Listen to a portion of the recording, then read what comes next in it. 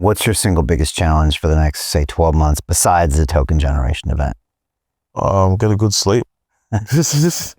Are you scaling? Are you hiring? Yeah, for sure. I think right now we're just aligning everything towards, like I said, the TGE event. Doing a lot of activations, a lot of underground activities, AMAs.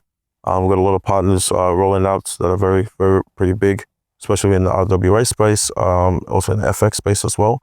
And then also now towards each individual product, getting some local talent as well as global talent to get that mix in to really scale these products. And so roughly how many people do you have now and what are you going to? Yeah, so probably around 13, I'll say, contractors, etc. But yeah, I think I'll probably have to get a good board meeting together, but at least another 10. But the developers, as well from my side, just coming up, developer community and impacting them. So if it's not us doing it directly, have one of these dev shops, right, that have the talent, right? There's so many talented people, and then they can contract out, right, and build these products. I don't think it's one that's going to take all. I don't think that's really going to be the best mindset for 50 plus countries, right? But it's now working with the best of the best, to achieve the same result. You mentioned RWA, something we hear a lot about in this market, but it's also becoming real in this market.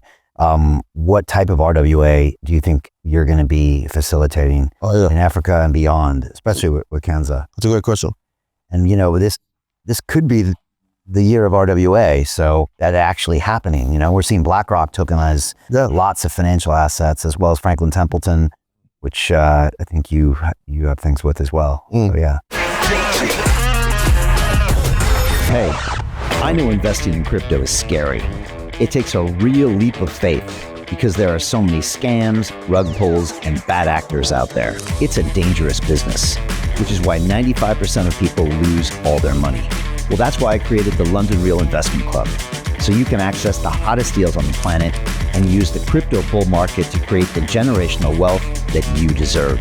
Join my team of over 100 people from around the world that are making millions of dollars behind the scenes investing in blockchain, AI, Web3 games, DeFi, Bitcoin, and more. Don't miss out. Click the link below to book a call with one of my team now. But hurry, this bull market will end soon. I know investing in crypto can be scary. That's why you gotta join the investment club. Pull the trigger. Let's do this.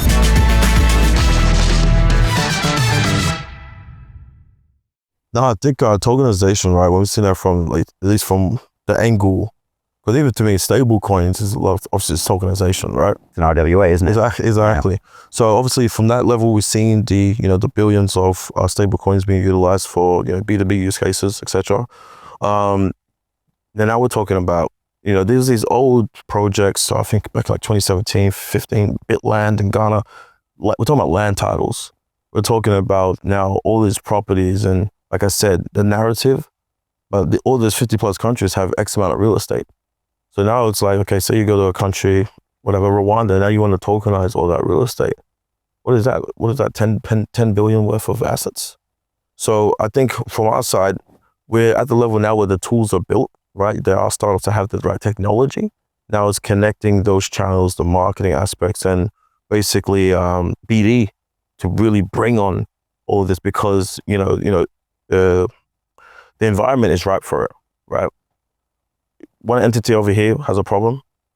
The technology is over here to solve it. So now it's just bridging that aspect and finding that common ground. All right, I'm not going to say like greed or anything. It's like the big breakup, but like if it's, now with the fees being eliminated with a lot of this blockchain tech, there's actually space to really build here, products that are actually going to be impactful. So you think maybe property is where it starts? Property, real estate, commodities, contracts, letters of intent, any type of like all those different assets that we see in the Western aspects, but then now from this side of the world. So we're thinking about, you have this shift of bringing all this money into these banks, right? But now it's like bringing all these other assets on chain.